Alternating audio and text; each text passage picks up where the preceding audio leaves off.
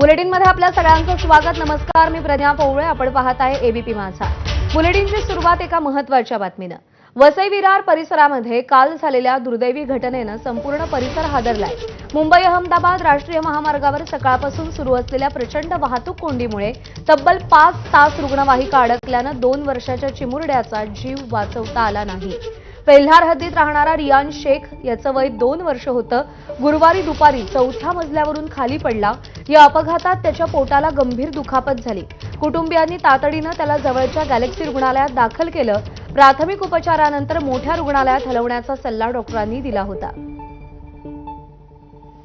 कोंडीमध्ये एक 1.5 ते 2 वर्षाचा मुलगा आज मृत्युमुखी पावलाय, कारण तो गॅलेक्सी हॉस्पिटल वसई इथून मुंबईला उपचारासाठी जात होता आणि वेळेवर हॉस्पिटलमध्ये न पोहोचल्याने 3 ते 4 तास हा वाहतूक कोंडीमध्ये अडकल्याने ससूनगर गावात इथे डॉक्टरकडे तपासण्यात आल्यानंतर हा हालचाल न करण्यास समजले आणि हा मृत्युमुखी पावला असं प्राधान्य दिसलेलं।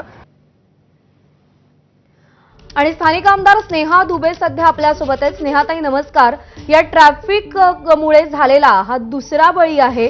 या ट्रॅफिक वरती अजूनही का कोणती समस्या जी आहे त्यावर तोडगा निघू शकलेला नाहीये? काय समस्या आहे तिथल्या? नमस्कार। ही कालची खूपच दुर्दैवी अशी घटना आहे।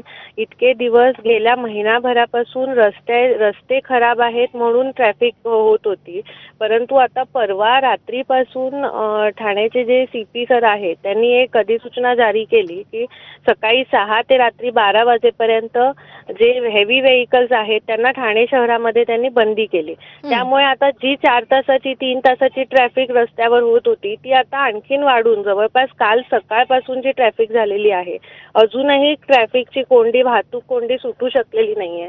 आणि इथले मीरा भाईंदर आयुक्तालयाचे सीपी सर आदरणीय कौशिक सर हेही खूप शर्तीचे प्रयत्न करतायत की वाहतूक कोंडी कशी सुटता येईल। पोलीस यंत्रणा सगळी कामाला लागलेली आहे, परंतु यामध्ये प्रशासनाने वरिष्ठ पातळीवरती इंटरव्हेन होणं गरजेचं आहे। आम्ही सुद्धा खूप कालपासून प्रयत्न करतोय की हा निर्णय ही जी अधिसूचना आहे ही परत घेतली जावी आणि ह्यामधनं काहीतरी मार्ग काढावा। कारण जसे ठाण्या मुंबईमध्ये ट्रॅफिक नको म्हणून लोक ओरड करतायत, तशी ठाण्या मुंबईच्या बाहेरही जी लोक राहतात त्यांचाही जीव महत्वाचा आहे। तर त्यामुळे त्यांच्या जीवाला सुद्धा महत्त्व देऊन इथली ही ट्रॅफिक कोंडीचा प्रश्न हा प्रशासनाने तातडीने सोडवण्याची आवश्यकता आहे। स्नेहाताई आभार आपले। आपण सविस्तर प्रतिक्रिया दिली त्यासाठी। आणि यानंतर जाऊयात प्रभाकर कुडाळकर आपले प्रतिनिधी सध्या आपल्या सोबत आहेत। प्रभाकर, याआधी एका महिलेला सुद्धा वेळेत उपचार न मिळाल्यामुळे या ट्रॅफिकमुळे आपला जीव गमवावा लागला होता। आता ही दुसरी घटना समोर आली आहे। का इथल्या वाहतूक कोंडीची समस्या अजूनही सुटू शकलेली नाहीये? नक्कीच प्रज्ञा, ही दुर्भाग्यपूर्ण अशी घटना म्हणावी लागेल। एबीपी माझाच्या माध्यमातून आपण वेळोवेळी या वाहतूक कोंडीचा प्रश्न मांडला होता, तरीही ही वाहतूक ऑगस्ट रोजीचं जे सफाळ्यात एक महिला होती तिचाही अँब्युलन्स दरम्यान उपचारासाठी मुंबईला जातानाच दुर्दैवी मृत्यू झाला आणि ही दुसरी घटना आहे का 2 वर्षा निष्पा बालकाला आपला जीव गमवावा लागलेला आहे। घटना जी होती ती पेल्हार हद्दीमध्ये तो जो आहे 4थ्या मजल्यावरून खाली पडला, त्याला पोटाला लागल्यामुळे जवळच्याच गॅलेक्सी प्राथमिक उपचारानंतर डॉक्टरने त्याला मोठ्या रुग्णालयामध्ये जाण्याचा सल्ला दिला होता। जवळपास दुपारी 2:30च्या दरम्यान ही अँब्युलन्स निघाली होती, पण जे वाहतूक कोंडी प्रचंड होती त्या वाहतूक कोंडीमध्येच तो वेळेवर जे आहे तर त्या मोठ्या रुग्णालयात पोहोचला नाहीये आणि त्याला जो आहे रुग्णवाहिकेतच आपला प्राण गमवावा लागला।